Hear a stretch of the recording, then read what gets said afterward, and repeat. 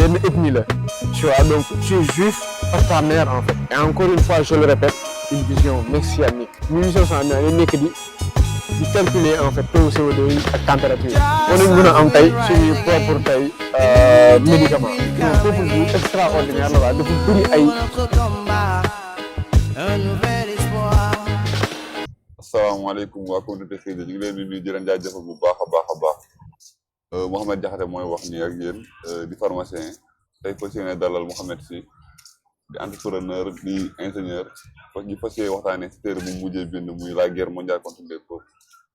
sëñ Mouhamed ñu ngi lay may kàddu gi nga wax ak waa communauté bi. asalaamaaleykum wa rahmatullah donc maa ngi ziar waa communauté bi yëpp di la ziar seen Alamine si entre guillemets invitation bi même bu fekkee ne ci kër gi laa bokk donc tey objectif bi je pense que c'est plus pour wax ci livre bi nga xamante ne ci téere bi nga xamante ne tey génnee naa ko depuis léegi je pense depuis le 26 décembre donc tey ñu jéem a yaatal entre guillemets en fait si sujet yi nga xamante ne tey seetantal naa ko ci biir muy en tout cas juróom-ñeenti chapitre te xam naa ne bu soobee yàlla den ci gën a mën a wax den ci gën a mën a discuter incha allah bu soobee yàlla. waaw sëñ Mouhamed bëggoon nañ xam lan moo la xiirtal ba nga bind téere bi. mun naa ne en fait ci sama munu ma woon bañ a bind livre bu mel nii parce que adduna bi instant bi dafa am fenn fu mu toll fu nga xamante ne dafa metti et puis dafa am benn gis-gis bu nga xamante ne wala dafa am ay nit nu ñuy doxalee lu nga xamante ne boo ko gisee sur le plan économique sur le plan sanitaire sur le plan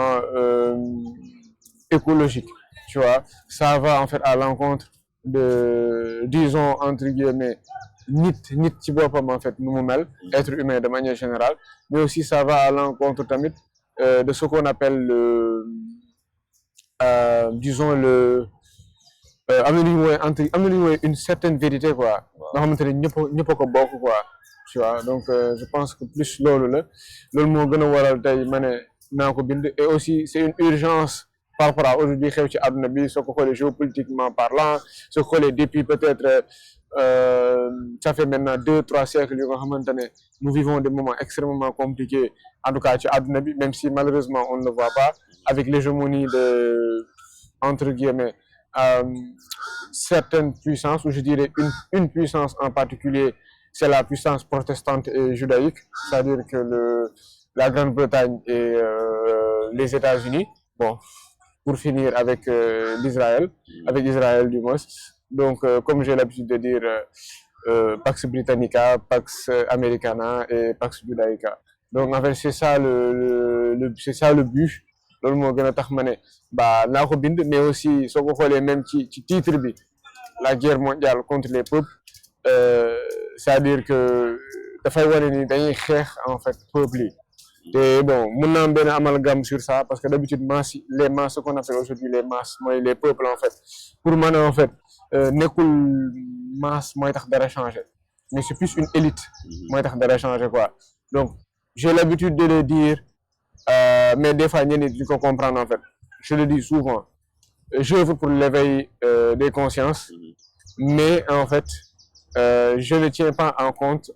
la masse j'écris pour l'élite quoi tu vois parce que je sais que élite en fait mooy tax benn peuple changer quoi. dañ naan élite mooy tirer le peuple vers le haut quoi. c'est élever le débat. C'est une obligation en fait et dans tous les systèmes dans tous les modèles de développement il faut obligatoirement et même dans le principe moi bu nga xamante ne mooy sama base de réflexion mooy le principe coranique et le principe islamique il faut obligatoirement avoir une élite en fait sur ces derniers là. sànq gis nañ bi ngay répondre question bi lu tax nga bintee da nga tudd ñetti puissance muy tudd muy demee ne Grande-Bretagne États-Unis ak Israël yaa ngi ko tuddee livre bi la guerre mondiale contre les peuples te nekkoon ñetti puissance yooyu ñoo nga jàpp ne ñoom ñooy guerre contre les ñooy mener une guerre contre les peuples wala. waaw bon du ma ne puissance parce que bon encore une fois j'ai dit la guerre mondiale contre les peuples c'est pas nécessairement le peuple britannique c'est pas nécessairement le peuple américain c'est pas nécessairement le peuple israélite Tu vois, même si j'aime pas trop le mot Israël, quoi, parce que ça veut dire vraiment autre chose, quoi. Tu vois, parce que pour moi, bon, ben sûr, là, en fait, si royaume bu yonent yàlla Souleymane ak yonent yàlla Daouda mettre en place, quoi, tu vois. Donc, mais non, en fait, c'est pas en fait réellement les peuples, mais c'est plus les élites et c'est plus une certaine élite. C'est-à-dire qu'une certaine élite protestante, une certaine élite particulièrement protestante et judaïque quoi. Parce que je rappelle souvent une chose, moi que être juif n'est pas en fait juif n'est qu'une appartenance à une religion directe. Juif en fait ben ethnie là, tu vois. Donc tu es juif par ta mère en fait, tu vois. Donc nekkul de damay tëb rek man benn Mohamed si tëb ne rek waaw damay convertir au judaïsme loolu amul fenn quoi, tu vois. Non, disons ça n'a aucun sens quoi. Entre guillemets religion tribale quoi. Voilà, ouais, c'est même pas ça, c'est quelque chose de tribal en fait, tu vois. Et donc du coup en fait, bon, euh, pour moi loolu c'est extrêmement important ñu bàyyi ko xel et que ñu xam ne que ne aussi muy boo xoolee muy Grande-Bretagne qui en fait a eu une vue protestante entre guillemets avec Luther avec truc et on sait que tey protestantisme benn branche la ci catholicisme bu nga xamante ne dafa incrusté wu du moins ci biir christianisme et donc loolu noonu yëpp tey dafay jouer sur une influence des peuples parce que dañu war a xam ne tamit que christianisme benn diine la bu nga xamante ne dafa occupé woon en fait espace bu mag au sein ci instant boobu noonu en fait et donc pour mënoon gën a dugg ci biir nit yi pour gënoon mën a yàq nit yi pour gënoon mën a yàq système de croyance nit yi il fallait qu'en fait dugg biir christianisme quoi. Après ils se sont rendu compte en fait il fallait aussi entre guillemets dugg ci biir en fait juif yi bon du ma dugg quand même si yenn détails yi par rapport ak loolu parce que loolu peut-être beneen sujet boo xam ne peut-être dañu war a wax ci monde hébraïque beeg ainsi de suite et tout mais en gros par rapport à ta question sur en fait je répète encore pour dire qu'en fait le problème ce ne sont pas les peuples de ces puissances là tu vois mais c'est plus en fait l'élite de ces puissances tu vois parce que bu dee peuples yi kese la ils ont pas ce problème là tu vois bu dee peuples yi kese la du noonu mais en fait c'est les élites qui ont en fait une certaine vision et encore une fois je le répète une vision messianique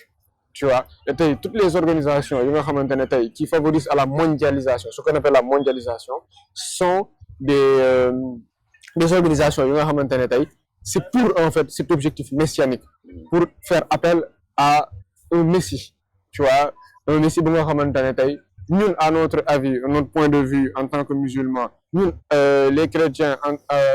à leur point de vue nga xamante ne ñun on dit plus que ñoom ils sont dans ce qu'on appelle le faux messie on l'appelle communément ñun le Dajjal tu vois ñoom di ko woowee en fait l'antéchrist c'est-à-dire que les chrétiens donc je pense qu'aujourd'hui nous sommes dans entre guillemets cette guerre des religions mais une guerre des religions messianiques et je reviens encore une fois à cette mondialisation là ba nga xamante ne tey c'est le but ultime de ces gens là tu vois bu nga xamante ne tey muy OMS muy Nations Unies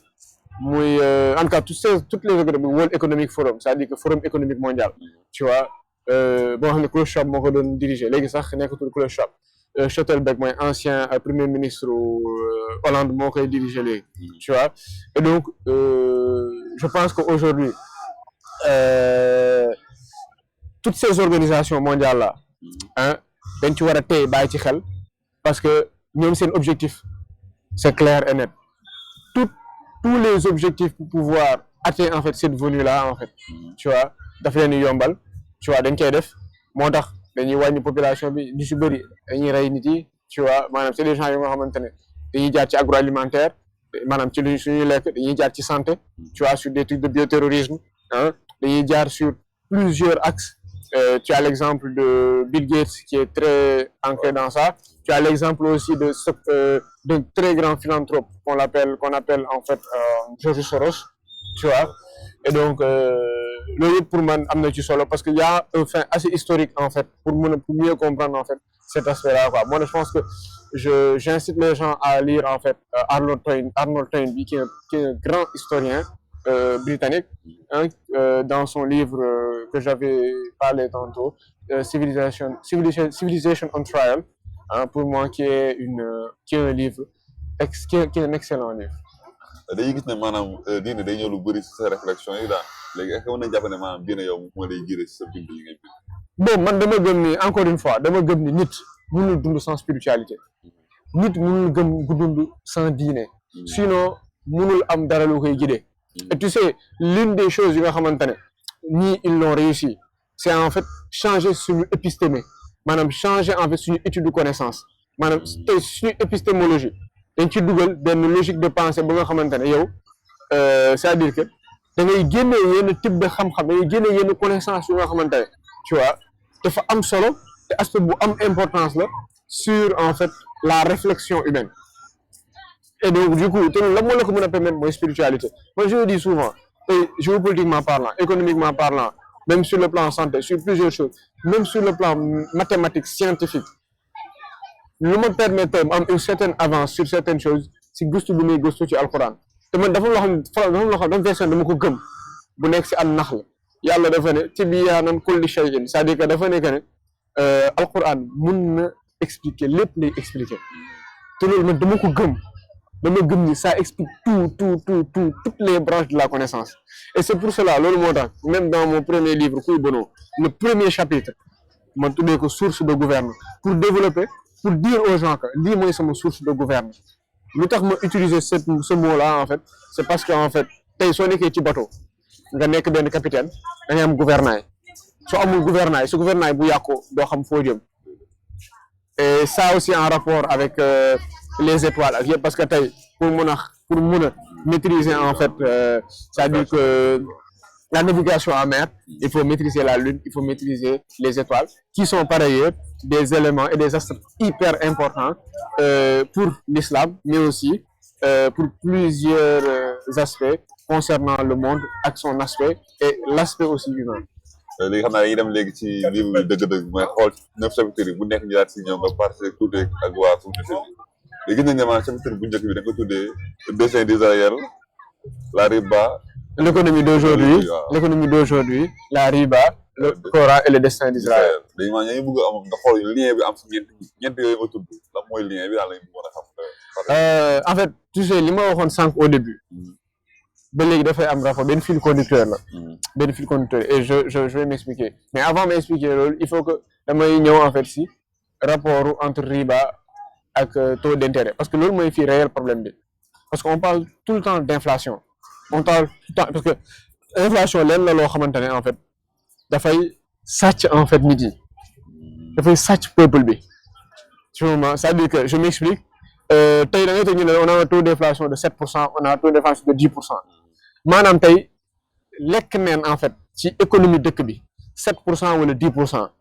boo xoolee tey muy États-Unis muy yeneen dëkk yëpp États-Unis principalement bu bëggee yàq benn dëkk ci on a l'exemple aujourd'hui du Venezuela on a l'exemple aujourd'hui de l'Iran nga xamante ne Venezuela déjà rek gis nañ lu fa xew Iran instant bi ñu ngi ci déstabilisation Iran depuis 1980 dañoo nekk di def ay sanctions économiques te loolu ci la bokk en fait dañuy jouer ci inflation wu dëkk bi inflation mooy lan d'habitude dañuy naan en fait c'est mooy prix bu yokku mais en vrai nekkul prix bi moo yokk mais valeur monnaie bi moo wàññeeku tu vois man c'est comme ça que je le définis tu vois te problème boobu lan moo ko indi mais que système bu ñu doxal mooy système monétaire bu ñuy doxal boo xam ne du ma ko mën a expliquer kii vraiment tu vois système monétaire bu ñuy doxal dafa basé wu ci ce qu'on appelle la monnaie dette tu vois léegi monnaie dette boobu noonu pour que mu am il faut que mu am ay taux d'intérêt te taux d'intérêt boobu pour que mun ko réguler da nga koy réguler par rapport ak inflation bi loolu moo tax taux d'intérêt di am ndax inflation day am tu comprends mais dans une économie normale et dans une économie logique taux d'intérêt inflation du am et ça en fait l'économie idéale selon l'islam tu comprends et qui peut exister et qui doit exister et qui devrait exister parce que tey inflation taux d'intérêt ñan lay favoriser c'est les plus riches en fait les favoriser explication doo ko mun def mu ngi ci lire tu comprends les plus riches lay valoriser est-ce que tu comprends alors que tey loolu la ñu woowee tey riba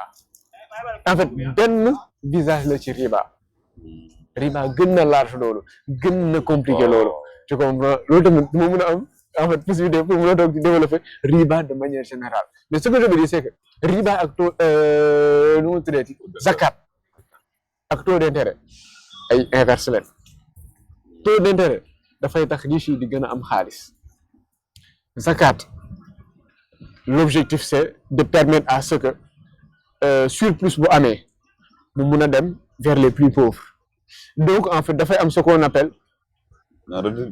redistribution des richesses exactement c'est exactement le mot redistribution des richesses c'est-à-dire que la zakat n'est pas juste en fait n'est pas juste benn sarax bu ñu joxe non non non non non non non c'est en fait une régulation de l'économie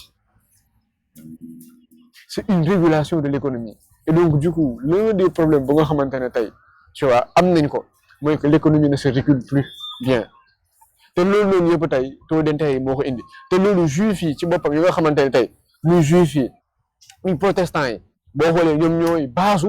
banque yu ñu am ni instant bii nii parce que tey première banque centrale bu ñu créé Grande-Bretagne lañ ko defee tu comprends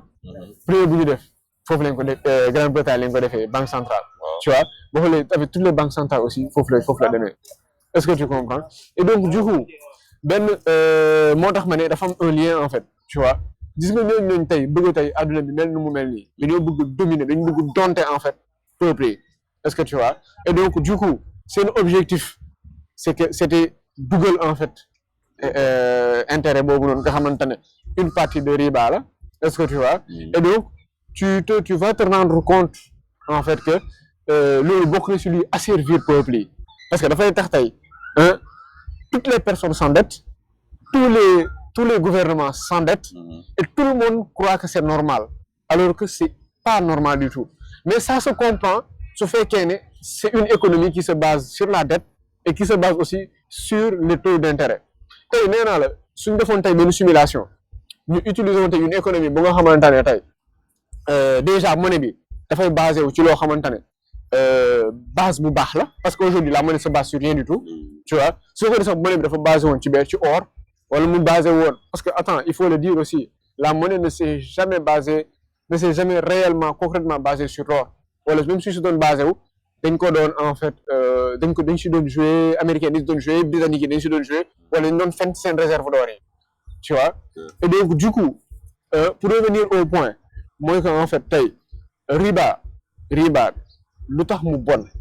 c'est parce que xam nañ ne taux d'intérêt dafay créer plus de pauvres et de rendre les riches beaucoup plus riches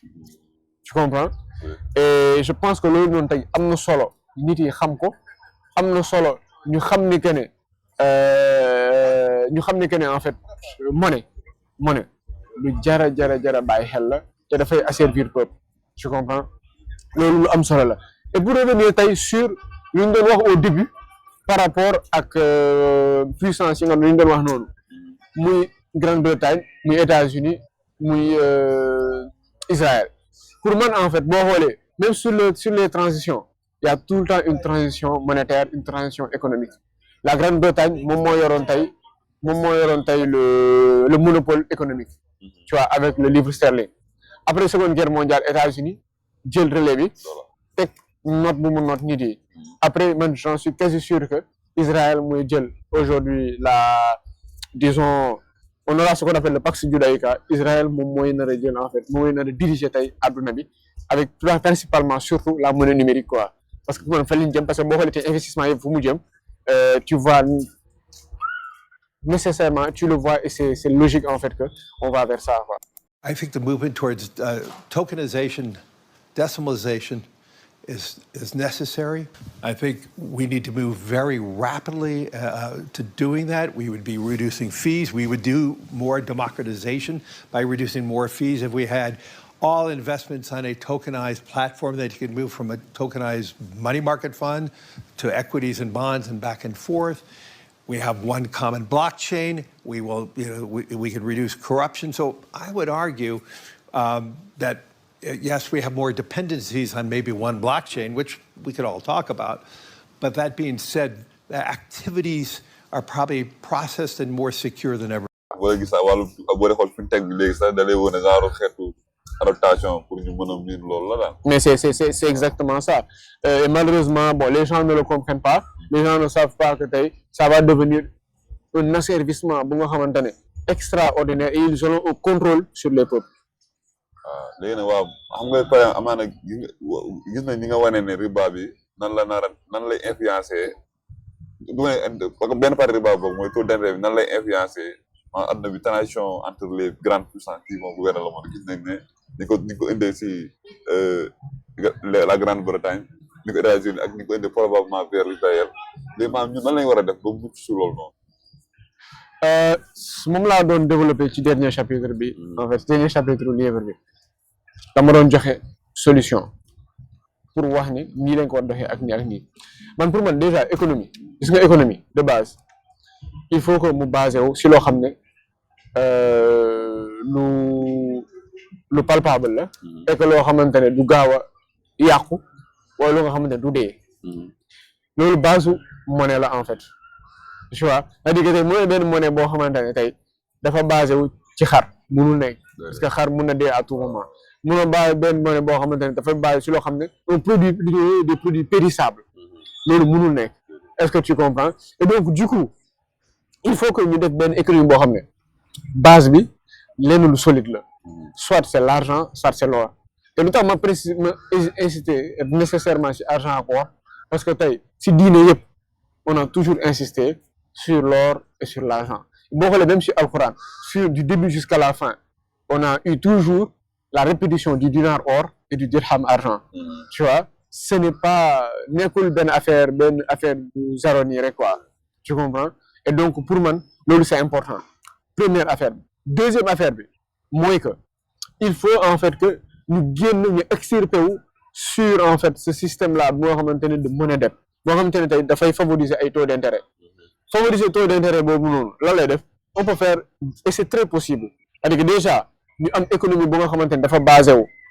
encore une fois je le dis mooy si lu ma ci pré loo xam dafa basé wu ci loo xamante ne c'est pas un produit périssable mais loo xamante ne dañ ko mën a réguler tu vois ba pare tamit mu nekk lu nga xamante ne tey cela va nous permettre tu comprends à pouvoir am benn taux zéro boobu lan moo koy mën a permettre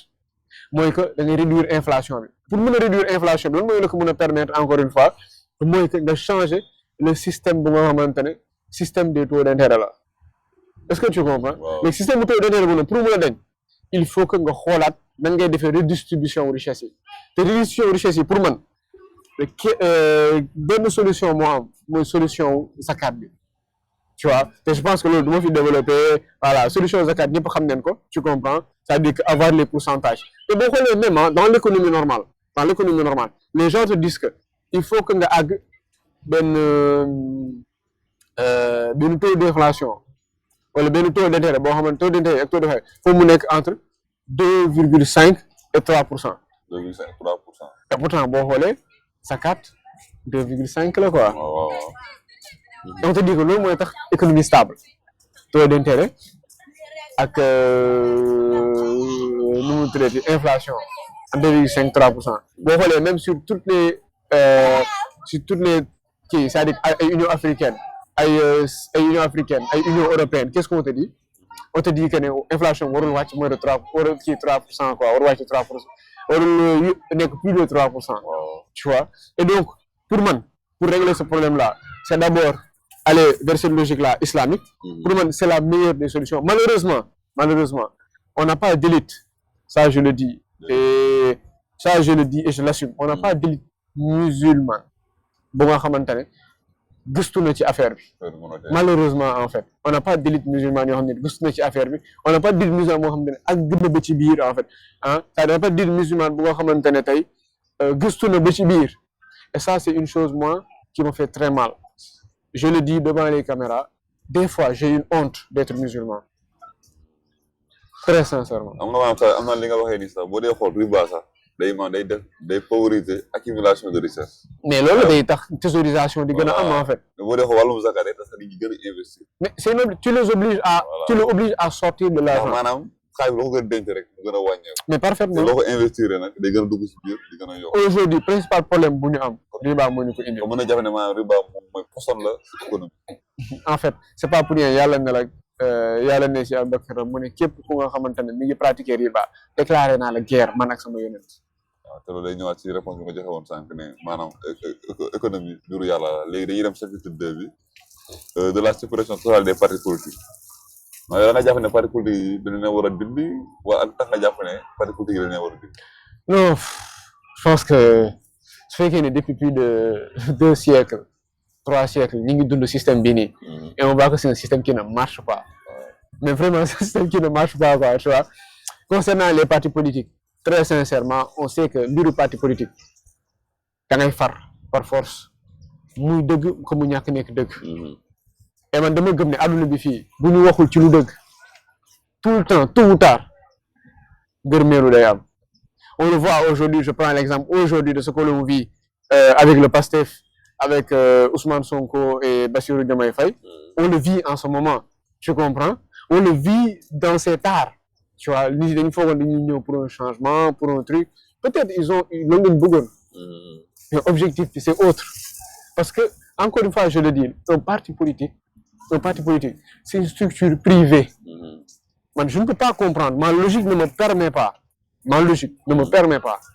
D'une structure privée de diriger d'une structure publique, c'est-à-dire l'État d'un pays. Donc, tôt ou tard, les intérêts privés prôneront sur les intérêts publics. Tôt ou tard, man loolu moo tax principalement ma ne parti politique lu war a dañ la loo xamante ne la dañ ko war a génnee tey ci nu ñu doxalee suñu dëkk parce que tey ñun Afrique xam neen ay système yoo xamante ne am na 100% mu am parti politique xam ne ay systèmes yoo xam ne énormément beaucoup plus entre guillemets démocratique yu existé yu am fii nii le Bawol le Waalo on a aussi l'exemple de Maba Diakhou Ba qui était excellent dans sa vision démocratique dans sa vision en fait de l'État mais attends on a toutes ces choses là pourquoi aller importer quelque chose bu nga xamante ne ay problème bi ñu indil te ay diviser pour mieux régner là non. Tu comprends? En grosso modo, pour être simple et tact, je pense que le reste après les gens pourront aller lire en fait. Ce qui est important, c'est que li ma gëm mooy suñu bëggee génn si lu ñu nekk nii en Afrique wala ci àdduna bi yëpp je parle de tous les peuples. suñu ci bëggee génn establishment élite bu nekk tey tu comprends ci dëkk yi yoo nga xamante ne ñoom ñoo occupé tey les partis politiques. ñoom ñoo occupé tey l'establishment politique di leen war a génne leen war a raxas tu comprends et gëm naa ni te li ma gëm la mooy que tey boo xoolee bis bu ñu dindee tey parti politique yi dem ci beneen type de système parce que y a beaucoup de systèmes qui peuvent yu am en fait te loo xam ne expérimenté nañ ko te loo xam ne am na tu comprends bis bu ñu ko defee tey problème bi ñu nekk nii c'est l'un des principaux problèmes dina dañ. man loolu li ma gëm la. xam nga parti politique comme koy définir comme benn ay nit ñu booloo am benn di participer même vision di participer même idéal parce que maanaam dans le côté sénégalais nga xam ne maanaam amaana sax nit ki la ñu gën a topp idéologie maanaam amaana yoo xam ne mën na bokk ci parti te du xam sax wala parti sax du mën a même idéologie boobu léegi da ngay foofa da ngay gis pas ñi dañuy woote woo benn idéologie mën a ànd ak ñeneen parce que Sénégal parti politique am na fi dëgg-dëgg. man boog su ma xoolee très sincèrement après les gens peuvent dire aussi ce qu'ils veulent ci sama lecture politique yi ma def ci li ma gis ci politique parce que bon man bu ma juddoo yàggul tu vois ci lecture politique yi ma def ci gis bi ma def ak ci li ma fekkee gisuma réellement en fait un politique sénégalais très sincèrement quoi tu vois c'est dommage quoi c'est très dommage mais je ne vois pas de politique sénégalais gisuma je reviens à ce que j'avais dit te li ma gëm la en fait man je ne voterai jamais pour un parti politique loolu moom c'est clair et net et li may wax tout le temps nit yi li ma leen di incité bu ñu bëggee système bi mu daa parce que am na nu mu mën a daanoo mooy lan waruñu wóolu kenn ñun ñëpp ñu voté blanc toog nag ne dañuy xoolaat tëggaat suñu dëkk parce que bu ñu ko deful wallahi je le dis ce pays ne va jamais changer on restera toujours ci luñu parce que xam nga la moo tax li ñu tracé nii tubaab yi ñoo ko tracé même nit yooyu ma la waxoon ñu waxoon début bi ñoom ñoo ko tracé pour en fait c'est-à-dire que étouffer peuple yi et téye ci seen loxo élite yi quoi léegi gis nañ ne maanaam jeunes yi dañuy gën a intéressé ci politique amaana loolu lu baax la léegi amaana ñooñu noonu jeunes yooyu noonu lan nga leen di xalaat la ban alternative nga leen war a proposer au parti politique. ban alternative au parti politique. waaw pour man d'abord dañu gëm suñu dëkk d'abord bu pare. c'est-à-dire que man c'est ce que j'ai toujours dit. Le Sénégal, je suis désolé, n'est pas une nation. Ñun gëmuñu suñu dëkk gëmuñu suñu dëkk et tu le vois j'entreprends aussi donc xam naa li may wax tu vois tu le vois sur plusieurs axes en fait nous ne croyons pas au Sénégal man pour man bala ñuy wax leneen dañu def d'abord fibre patriotique bi ba pare bu ko defee bu pare ñu dem xool delluwaat ginnaaw sur ñun suñu histoire xool ñun en fait encore une fois yi ma doon wax sànq le Waalo le Jolof le Bawol tu comprends xool aussi nu mu tuddati encore une fois le visionnaire qui était Maba Diakhou Ba tu comprends ñu jéem si jël dara boole ko ci ak suñu gëm-gëm je ne parle juste pas de l'islam je parle du christianisme je parle de tout en fait maanaam lu ñu englobé parce qu'on parle toujours de laïcité mais il y a pas plus laïque que l'islam il y a pas plus laïque que l'islam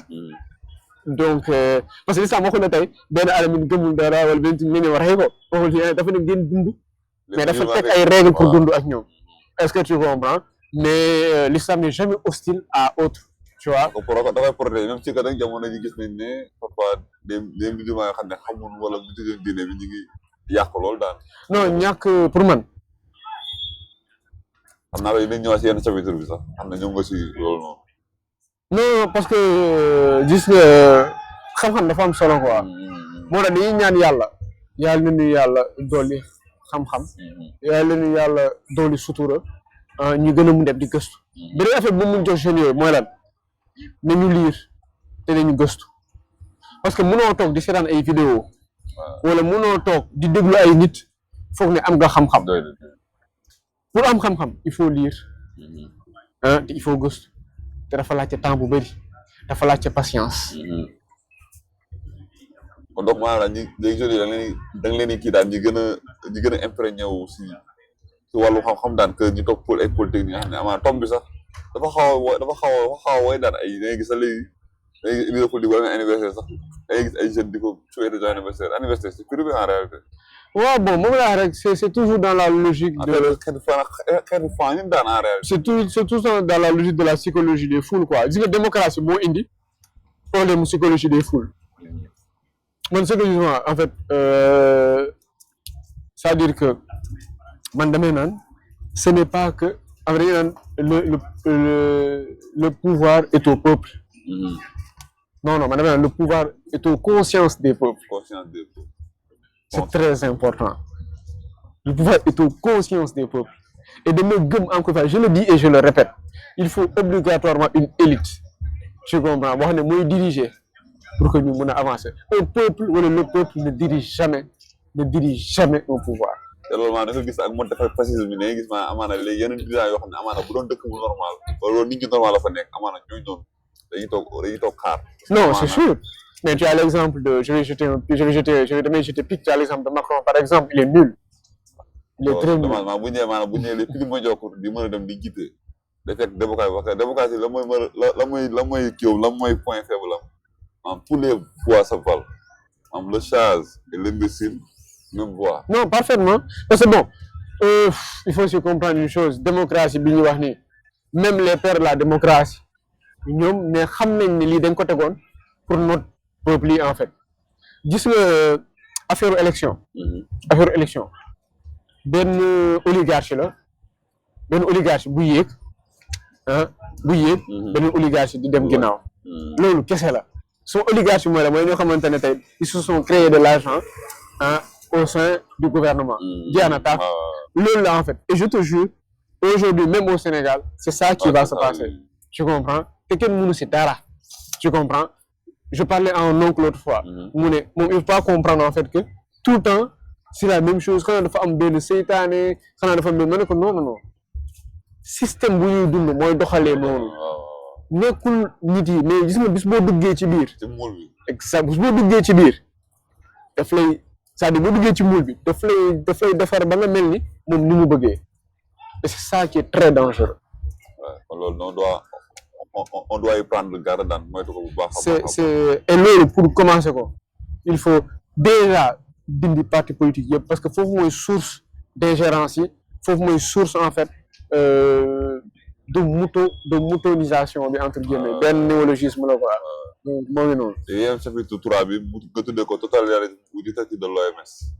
da nga jàpp ne OMS daa benn dictature bu muy teg askan yi wala. Ah bon, c'est ce que je disais tantôt, c'est-à-dire que tout ce qui est organisation mondiale objectif yi lan la c'est am benn logique messianique c'est-à-dire que tey OMS objectif am la benn si objectif am yi lan la avec les industries pharmaceutiques yokk feebar yi deux gën a rey nit yi tu comprends on l'a vu sur le Covid aujourd'hui qui nous reparle de Covid-19 personne ne nous reparle de Covid-19 te tey seen objectif xam nga lan la seen objectif yi OMS lan la c'est-à-dire que santé ñu koy gérer genre benn établissement rek ci ko gérer et on sait que tey principal contributeur OMS kan la Bill Gates. Tu comprends principal contributeur pour affaire vaccin ARN messager yi kan la Bill Gates. Bon moo tax ça m'a fait très mal et pour man ça révèle de la médiocrité ça révèle de l'insouciance que le Sénégal accepte tu comprends une usine d'ARN messager à Diamniadio parce que ARN messager tey pour ñu xam dëgg pour ñuy gëstu dëgg pour ñuy def dëgg nag dëgg moo tax may wax nag tu comprends dinañ xam ne ARN messager lu bon la dinañ xam ne ni ñu ko doxalee ci Covid bi ça a amené des conséquences extraordinaires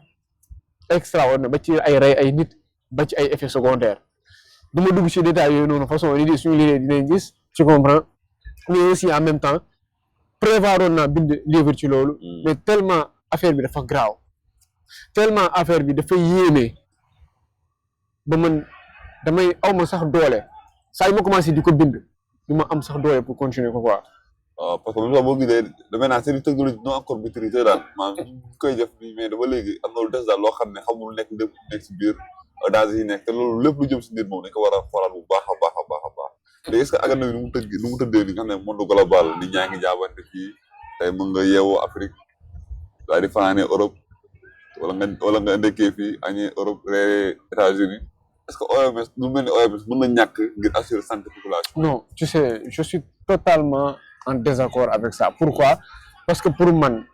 ça dafay dindi souveraineté wu peuple yi je comprends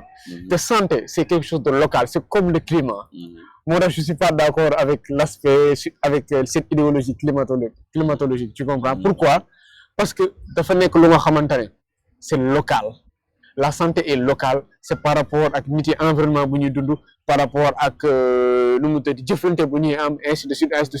on sait que peuple yi bokkuñu on sait que environnement yu nekk bokkul on sait que aussi nu mu tëddati ni ñuy doxalee bokkul parce que l'aspect sociologique dafa am solo dans la médecine en fait tu vois et donc man gëmuma ni OMS dina nekk benn solution boo xamante ne boo xamante ne dina mën a permettre à ce que ñu mun ci amaat déjà base bi rek ngay xamee ne objectif yi du loolu parce que tey base OMS lu mu njëkk yenn si ñu mu njëkk validé mooy góor jigéen donc dès lors que xam nga ne que ne ñoom dem nañ ba validé góor jigéen te nga xamante ne benn maladie la woon boo xam ne dañ ko reconnaître woon ci fin wu 20e siècle ñu toog benn moment changé waat ko xam ne nu fu mu jëm et puis aussi par rapport ak contributeurs yi ñu xam tey seen objectif lan la mooy réduire le maximum les populations ou bien la population te nee naa la dans cette logique là lu tax ma tiit même pour le Sénégal mooy que am na ñu nekk tey ci gouvernement ay ñoo nit yoo xamante ne te ñoo am idéologie boo xamante ne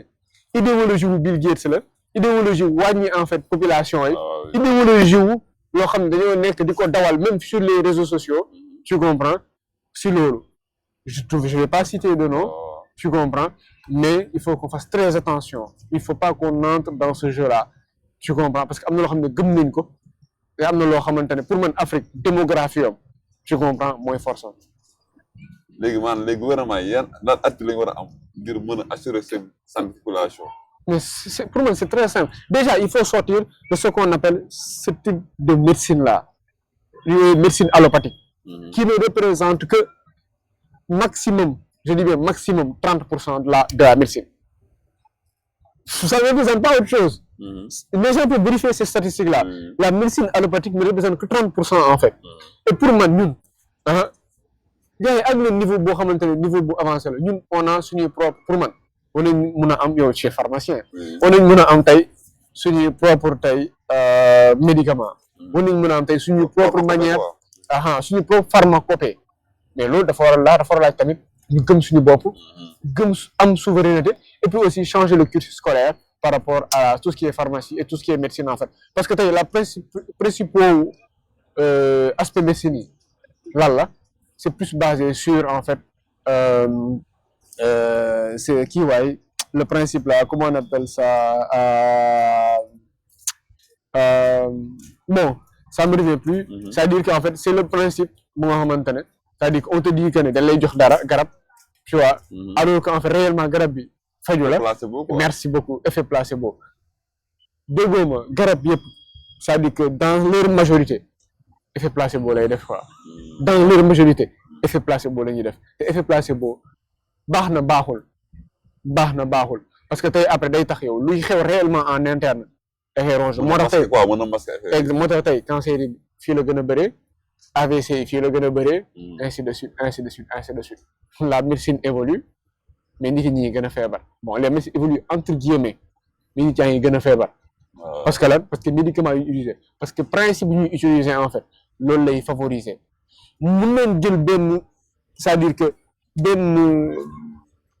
toute une journée di wax ci lii en fait tu vois di wax ñu ngi koy dugalee ci médicaments yi ainsi te pour loolu yëpp OMS tey def si jouer moo tax man très sincèrement man Mohamed Sy je ne fais aucunement confiance à l'OMS et pour man lu ñu war a xeex la moo tax dama gëm te dama d'accord même si je ne l'aime pas même si je ne suis pas d'accord avec lui Trump pour man le fait est que mu génn OMS même si daf ci génn parce que ñoom ñooy gën a contribuer mais aussi parce que il a aussi Robert Kennedy ba nga xamante ne tey il est totalement contre en fait cet establishment là de l'OMS secrétaire d'État à la santé exactement de l'OMS et aussi nu mu tuddati des industries pharmaceutiques je pense que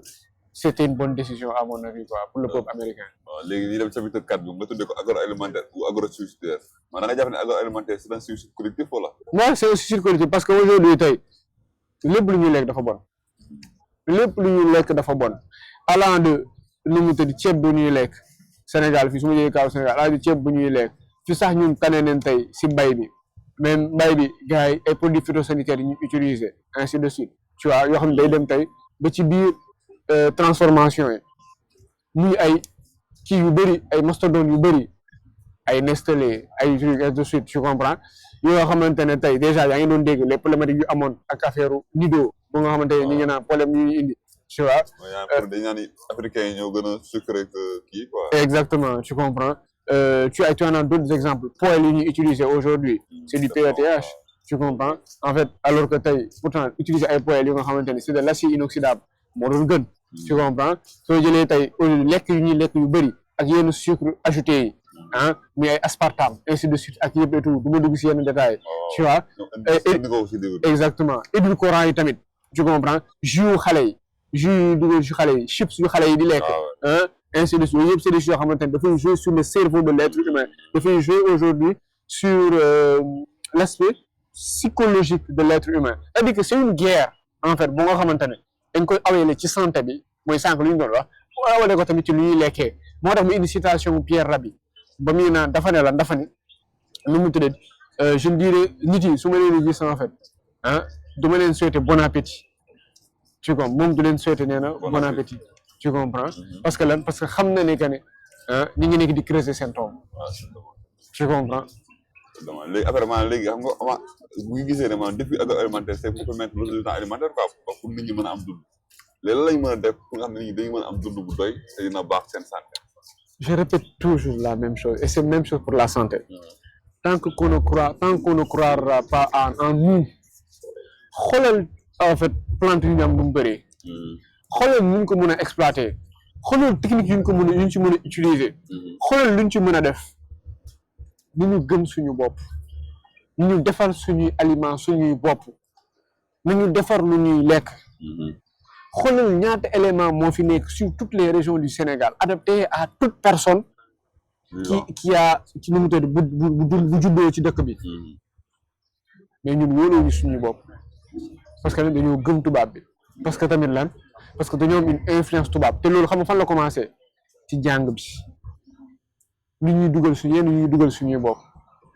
moo tax tey dañuy dem ba day am une répercussion allant de école primaire bi nga wax ba ci université boo nga xamante ne tamit ceux qui ont fait la pharmacie ceux qui ont fait l'agroalimentaire ils vont utiliser les mêmes méthodes ils vont utiliser les mêmes principes et ils vont utiliser les mêmes éléments te éléments yooyu ñoom au lieu que ñoom ñoo war a xam ne lii dafa am ay conséquences si nit ki dafa am ay conséquences sur seen neurones malheureusement en fait mooy indi feebar yi ñuy dund nii yëpp mooy yi ma doon wax sànq AVC diabète feebar yëpp yi ngay gis moo koy indi. waaye loolu est-ce que nag dina jafe bu lii parce que boo dee xool amaana comme que ñun en Sénégal xool lu ñu consommé ci blé lu mu bëri c'est un pays qui ne produit pas du blé loolu noonu est-ce que vraiment Sénégalais bu xëyee te lekkul te ndekkiwul mburu jàpp na ne ndekkiwul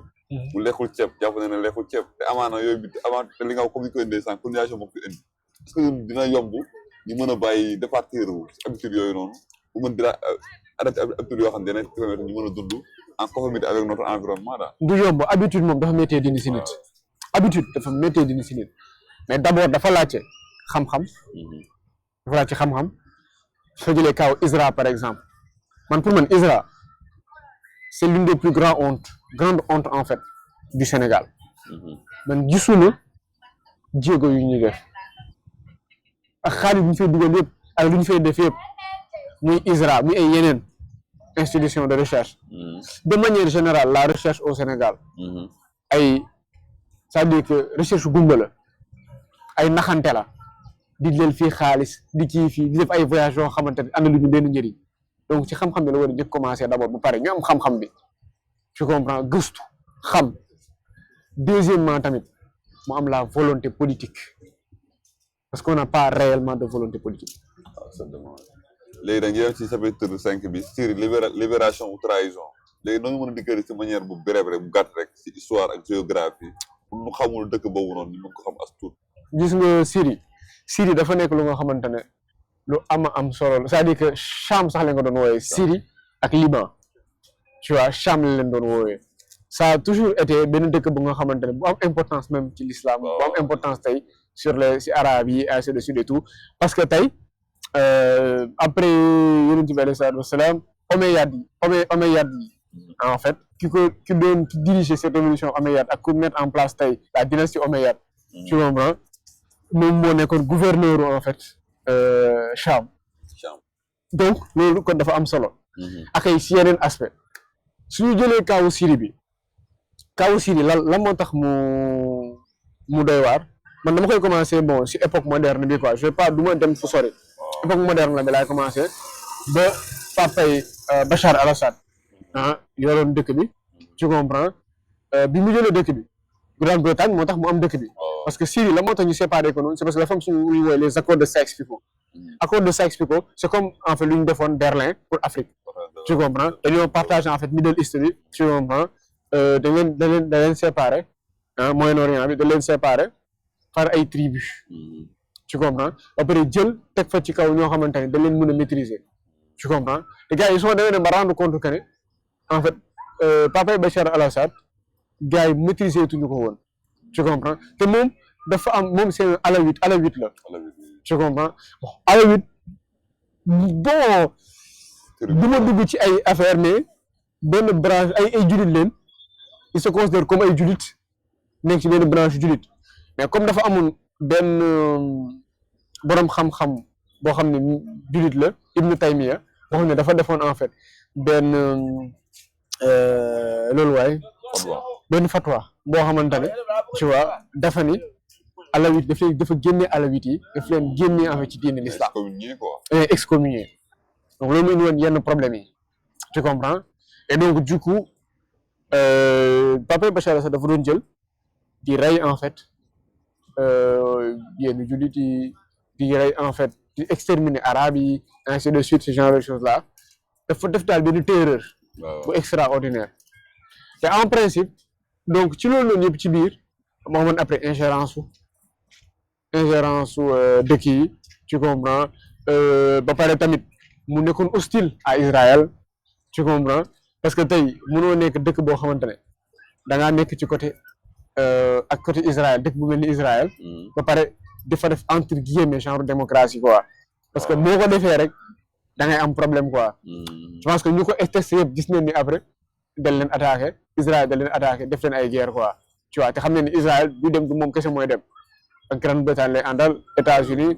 mun naa ne ak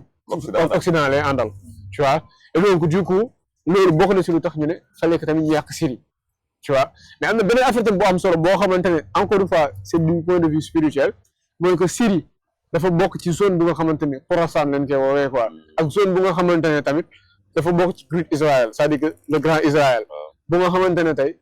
gars yi israéliens dañ ko soxla pour en fait yokk seen étendre en fait seen objectif exactement pour étendre en fait seen objectif messianique tu vois et donc du coup loolu yëpp tey daf ci am solo pour que gars yi mun a nu mu tuddati pour yàq en fait Syrie moo tax Syrie boo xoolee avec le printemps arabe Bachar al-Assad ñëwee en fait Bachar al-Assad moom naru woon diriger en fait Syrie en principe moom moo ko waroon diriger ndax amoon na mag mais magam dafa décédé ci accident tu vois léegi moom après si la ñëw moom il était à Londres c'était un chirurgien en fait tu vois si la ñëw ñu ne ko yow yaay diriger léegi dëkk bi donc affaire bi lu ko bett la mais quand même bu mu ñëwee ñëw na ak ambition bu xaw a am solo boo xamante ne bëgg na ñëw pour changer dëkk bi mais buñ demee loolu ak américains yi nga xamante ne dañoo am une haine vers la Syrie ak israéliens et ainsi de suite mayuñu ko fu loolu noonu donc teg ko ay sanctions yoo nga xamante ne tey te ko mettre la pression après c'est à partir de entre 2004 jusqu'à même 2011 ba muy am en fait le printemps arabe tu comprends si leen commencé di déstabiliser en fait yenn dëkk yi principalement la Syrie si la guerre Syrie bi commencé en fait tu vois donc Bachar al-Assad instant boobu noonu mooy si nga doon dégg Sénégal ñu leen naan am na nit yu jël yóbbu leen Syrie affaire yooyu tout ça dëkk bi dafa tasoon y avait l'état islamique y avait Al-Qaïda ainsi de suite Al-Qaïda ça nous fait une bonne transition parce que tey kuy diriger tey Syrie Al-Julani voilà Al-Julani tu comprends moom aujourd'hui c'était quelqu'un boo xamante ci benn branche Al-Qaïda la bokkoon tu vois donc benn terroriste la tu vois donc c'est un terroriste aujourd'hui moom la tey c'est clair maintenant moom la CIA ak Mossad teg en fait ci kaw Syrie en fait. te terroriste wax ne FBI dañoo mettre beaucoup d'argent sur sa tête. mais moom la c'est-à-dire que tey CIA FBI nu mu tëdd ak Interpol dañoo tegoon en fait mais xaalis bu bëri pour ku ko njëkk a jàpp mais malheureusement comme instant bii nii dañoo bëggoon changer régime bi te xamoon ne changer régime bi foofu lay jaaree te dañ ko bëggoon jaaree parce que moom sunnite la tu comprends et comme alawite yi benn branche chiisme la tamit tu comprends et donc dañoo bëggoon indi benn entre guillemets guerre entre ci biir diine yi mais ci biir l'islam c'est-à-dire que guerre entre alawites yi les alawites ak biir yeneen chiites yi c'est-à-dire que ce qu'on appelle les chiites duodécimains tu comprends ak aussi les sunnites tu vois ak sunnites yi tu comprends léegi en plus de ça moom tamit une guerre bu nga xamante ne c'est entre les Kurdes tu comprends les Arabes est-ce que tu vois te même problème mu Kurde boobu noonu instant bi nii moo nekk di indil problème présentement ni Iran tu vois avec déstabilisation bu ñu nekk di ko def nii quoi parce que boo xoolee une partie kurde bu Iran instant bi nii moo nekk di déstabiliser wu fi mu ne nii bref loolu beneen affaire la et loolu pour le comprendre il faut comprendre ce qui s'est passé en Syrie tu comprends xam ingérence bu Turquie mën a am tu comprends sur en fait sur ça en fait sachant que une bonne partie des Kurdes mi ngi entre Afghanistan Turquie Syrie tu vois Afghanistan c'est ça ñetti dëkk yooyu quoi tu vois ak Iran et donc du coup je pense que tey jaxase boobu noonu bu tubaab bi di def maanaam ñi ma doon citer sànq Grande-Bretagne États-Unis Israël Mossad tu vois lu am solo la tu comprends pour que tey ñu fallait que ñu daaneel tey Syrie parce que dëkk bu am importance la bu graaw la bu am solo ci seen objectif messianique. léegi est-ce que maanaam gis nga ne Syrie nga xam ne depuis des années mi ngi confronté à des problèmes est-ce que dina mën a génn ci problème yu mu nekk nii. Syrie gëm naa ne dina ci génn tôt ou tard dina métti nag du yomb parce que instant bii nii y a beaucoup de choses qui se jouent instant bi bëri na ay jaxasoo yi am mais gëm naa li ma gëm la waa tu comprends li ma gëm la moo xoolee Al-Julani dem ba mu ñëwee ba léegi ay chrétiens da leen di persécuter malheureusement tu comprends et on sait tey Syrie christianisme tey nu mu mel foofu ci Syrie foofu noonu tu vois vraiment dëkk peuple la bu nga xamante ne non peuple bu extraordinaire la waa dafa bëri ay ethnie dafa bëri ay diine tu comprends et pourtant ils vivaient en synergie tu vois. Mais là, aujourd'hui, on voit, je ne dis pas que Bachar al-Assad lu baax la doon def wala leen parce qu'il faisait aussi des ignominies, tu comprends, mais quand même hein, je préfère Bachar al-Assad qu'à Al-Julani quoi. parce que loolu boo gisee am na benn imam bu triste bu ñu wane su ma jub 11 personnes lañ 11 chrétiens daal leen rangale nii daal leen di fusillé am na imam bu ñaaw a ñaaw la te loolu c'est pas de l'islam quoi il faut mu leer ne loolu bokkul ci islam. Non bokkul ci l'islam bokkul ci islam quoi bokkul ci l'islam. loolu man dañuy yàq dara islam en réalité parce que yu bëri ñooñu jaarale di jëm islam naan tu vois les islam dañuy kii dëkk boo xam ne dafa nekk majorité rek l'extrême droite européenne dañ koy utiliser naan bu nekk dëkk bu nekk majorité dañuy martyriser les minorités. Et c'est dommage parce que tey il y a l'incursion de la Turquie qui se dit musulmane tu vois bu nga xamante ne bokk na si ñu teg en fait Al-Julani en fait ci pouvoir bi et c'est très dommage en fait man li ma gëm la Turquie fait partie des hypocrites de l'islam. léegi dem service de justice bioterrorisme psychologique ou grande réinitialisation da nga jàpp ne maanaam est-ce que maladie yi dañ koy utiliser comme benn moyen pour créer psychose au niveau des populations. C'est ce que j'avais dit tout à l'heure par rapport ak OMS c'est-à-dire que dafa am ay principes yoo xam ne dañ koy utiliser maladie yeeg yenn feebar yeeg yenn affaires yi. Je prends le cas du Covid, j'en suis quasi sûr que c'est quelque chose qui a été préfabriqué. De toute façon, je pense que aujourd'hui je pense que lépp si loolu la ñu yóbbu en fait, tu vois, toutes les investigations fa ñu yóbbu même am na benn journaliste d'investigation Simon Hersh qui est un grand journaliste d'investigation américain, tu vois, bu nga xamante ne moom moo génne woon papier document yu bëri, tu vois, moom tamit moom su mu defee investigation. Il s'est rendu compte que Covid en fait c'était derrière entre guillemets un complot quelque chose qui a été fait parce que instant boobu noonu économiquement parlant dafa am àdduna bi fu mu tolloon dafa léegi ñu xaw a def benn reset bu ndaw pour mun a en fait renflouer waat en fait kees yi quoi donc les maladies sont utilisées pour du bioterrorisme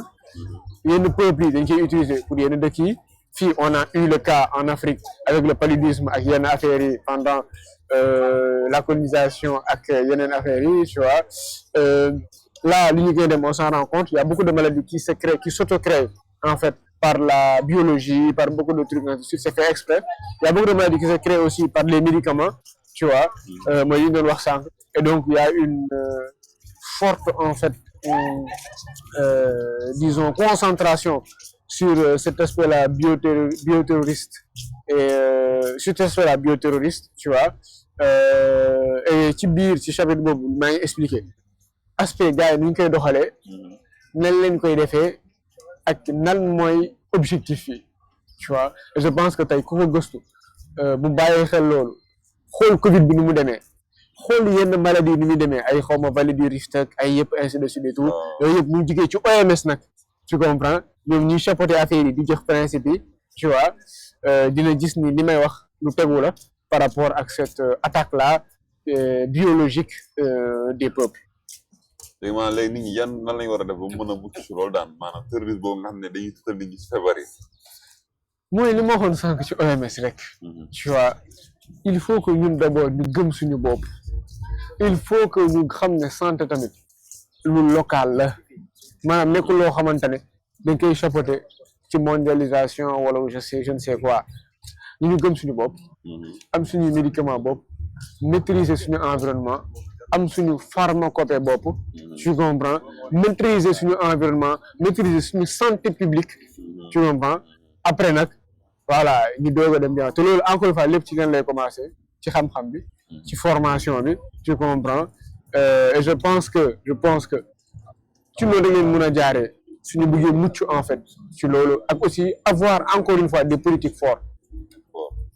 léegi maanaam ñu dem chapitre léegi 8 bi chapitre 7 bi du moins da nga tuddee ko CO2 la vie ou la mort ñu toll jamono xam ne dañ naan dañuy on parle de comment on l'appelle de bilan carbone de CO2 la ñuy waxee nga xam ne man ñu ngi ñenn jàpp nañ ne amaan ne moo waral réchauffement climatique yow lan mooy sa xalaat dëgg-dëgg CO2.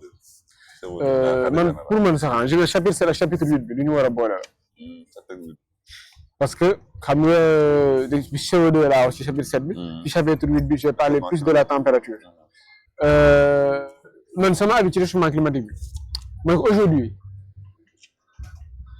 en fait gis nga mënuñu jël benn information scientifique bu ko basé wu si benn événement juste bëgg wax ni moom mooy lu global parce que dañoo jël de 1860 à maintenant 1860 à maintenant day nekk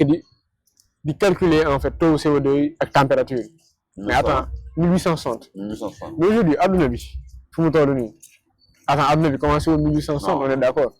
Il y a eu des aires glaciaires, il y a eu des ainsi de suite, ainsi de suite. Le Groenland n'était pas le Groenland. Le Groenland, en fait, Groenland, c'était Greenland. C'est-à-dire que, étendue de terre, là, en fait, dafa amone tay ay garab, c'était vert, quoi. On dit même que le Sahara, c'était une savane. Hein? Mais le Sahara, savane, là, Amazonie désert. Amazonie désert, là, tu vois. Et donc, du coup, cycle de la vie, là. Est-ce que tu comprends? Aujourd'hui, personne ne nie, par rapport à 1860, personne ne nie que réchauffement amna. Réchauffement amna. Mais est-ce que CO2 le moins débat? Tu comprends? Parce que le fait que le CO2 moi yaa ngi dugal ni que nit yi ñoo tax loolu am wala être vivant parce que on te parle de CO2, on te parle de méthane, on te parle entre guillemets des gaz à effet de serre. Du ma dugg ci détail yooyu noonu, tu comprends? Mais en fait, concernant CO2, en fait, tu vois, toutes les courbes montrent qu'en fait,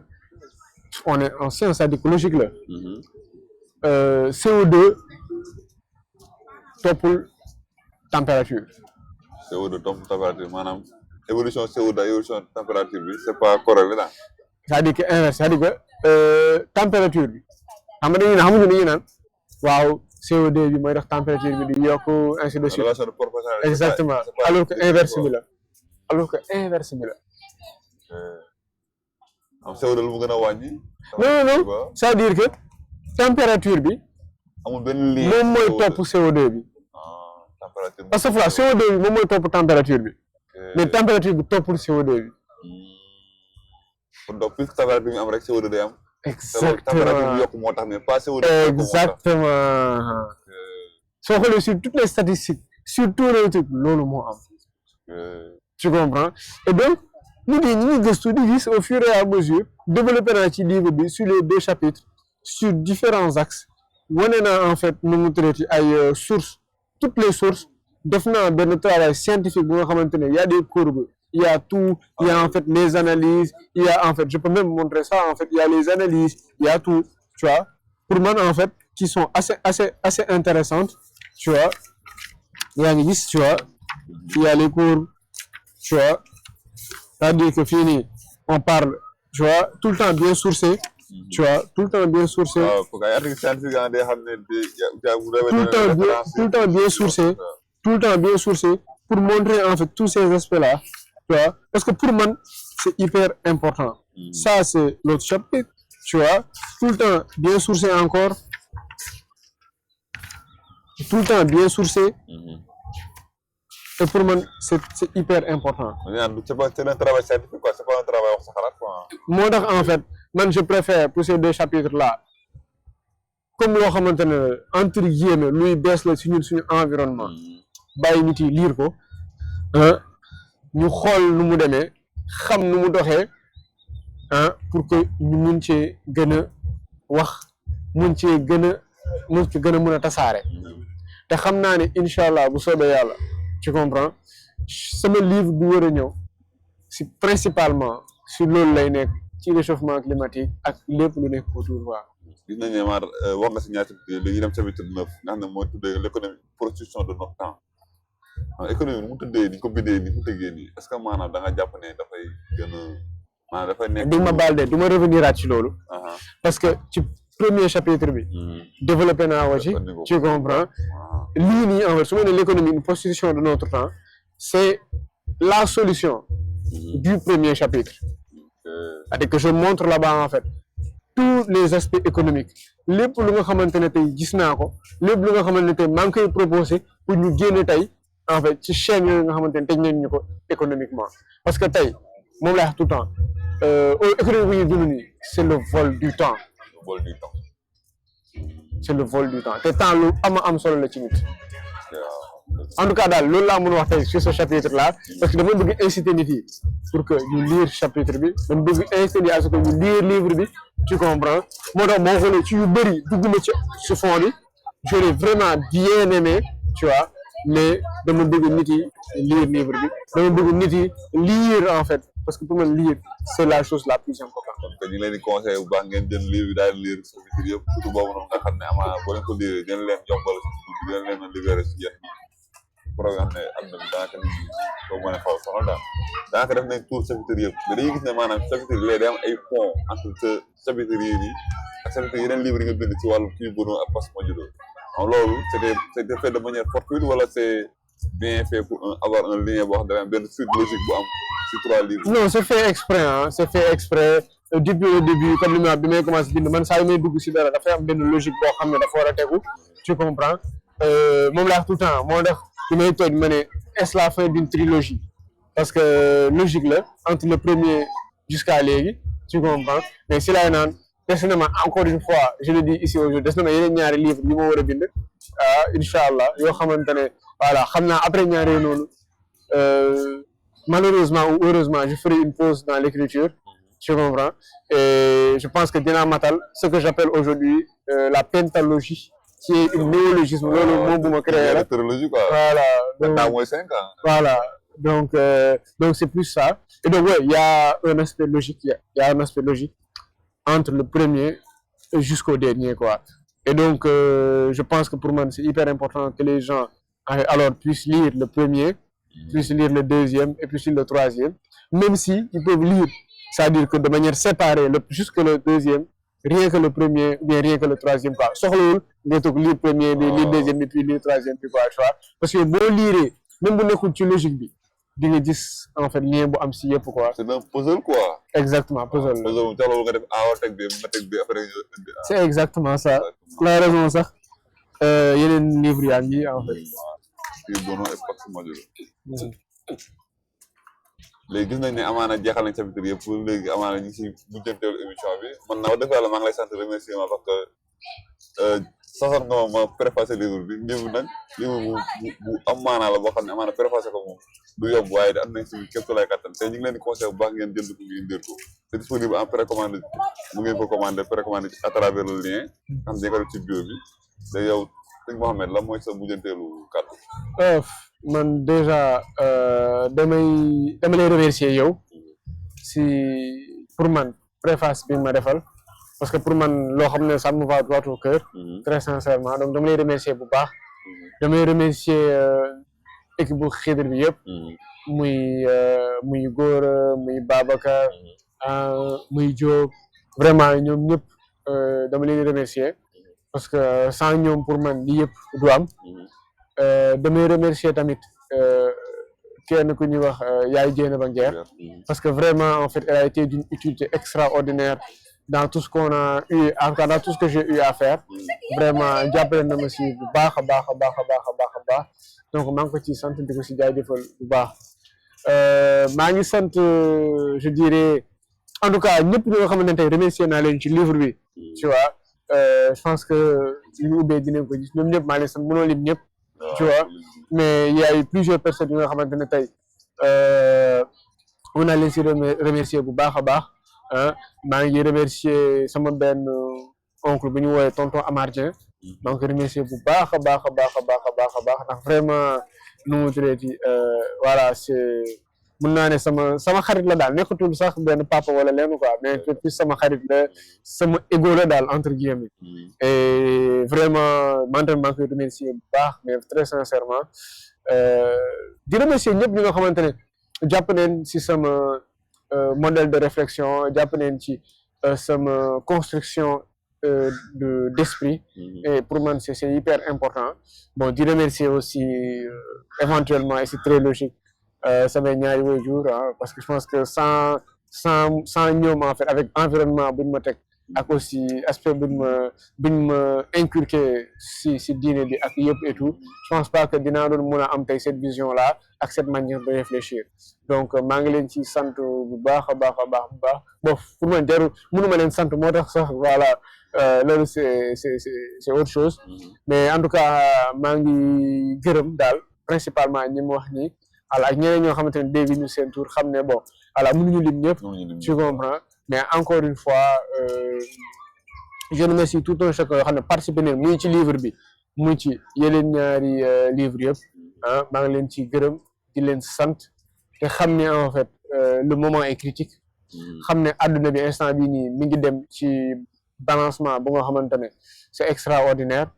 il y a aujourd'hui la possibilité de déstabilisation de l'Iran, il y a aujourd'hui la déstabilisation du Venezuela, il y a d'autres déstabilisations qui se préparent en Afrique surtout, tu vois, et autres aussi en Europe. Et pour man dañu gën a bàyyi xel dañu gën a gëstu ñun jullit yi dañu gën a xam tamit suñu diine chrétiens yi tamit maa ngi leen ñu gën a soññ ñu gën a xam seen diine gën ko gëstu parce que gëm naa ne ñun ak ñoo mën a changer àdduna bi donc en tout cas loolu laa ci am lu ma ciy wax et puis di sant yàlla bu baax a baax ci sorti wu livre bi di sant yàlla bu baax a baax parce que xam li ma gëm la quoi am nit ko am sama âge nekkul pour wax ni pour graawal mais nit ko am sama âge bind ñetti téere et téere yu nga xamante ne maanaam am naa yaakaar ni de benn borom xam-xam du ko lire di ma ci xeeb quoi pour man nekkul lu yomb daal donc dama ci sant yàlla bu baax a baax et vraiment di sant vraiment ñi ma àndal ñëpp di la sant bu baax yow it bu baax surtout pour préface bi ak lépp lu nga xamante ne def nga ko ci livre bi ndax xam naa lépp liñ ci def donc yàlla suñu borom fay la yàlla suñu borom fay tamit ñu nekk ci ginnaaw caméra bi voilà ñoom tamit maa ngi leen di sant bu baax a baax parce que daal loolu laa si am lu may wax te di inciter nit yi à ce que ñuy lire pas sama livre rek mais nañu lire en fait. mais te livre am na yeneen livre yu proposé bon livre yi may proposé tout le temps si sama livre yi tout le temps il y a des livres à proposer tu vois mais principalement encore une fois soo xoolee même bi ñuy wax ni maa ngi wax Arnold Toynbee The Civilization on Trial encore une fois les confessions d'un assassin financier encore une fois pour man la reconstruction de la pensée islamique de Mohamed Iqbal, même si bon je ne le conseille pas à des gens qui n'ont pas un certain niveau philosophique, sinon je pense que tu ne comprendras rien du tout sur le livre. Je conseille aussi les fondements coraniques de Maulana Fawzur Rahman Ansari. Bon, c'est 600 et quelques pages. Bon, il faut vraiment atteindre un certain niveau, vraiment. Voilà, c'est assez costaud. Loolu daal lay conseillé. Et puis aussi, je pense que je pense que comme conseil, pour moi, c'est top. Mais aussi insister sur le jullit yi à ce que ñuy tàmm di lire Alxuraan quoi. Fréquemment, c'est très important quoi. Ndax dafa am encore une fois li ma gëm. te loolu laay terminé tibyaanan kulli shay'in Alxuraan lépp lay expliqué. kon jërë ngeen jëf xam naa fa la ñuy yemale jotaay ba yeneen jotaay ñu ngeen di ñaax ngeen aimé ngeen abonné partagé ko seen ay xarit ak seen ay dëkk jërë ngeen jëf. Et surtout ngeen jënd livre bi. Merci beaucoup.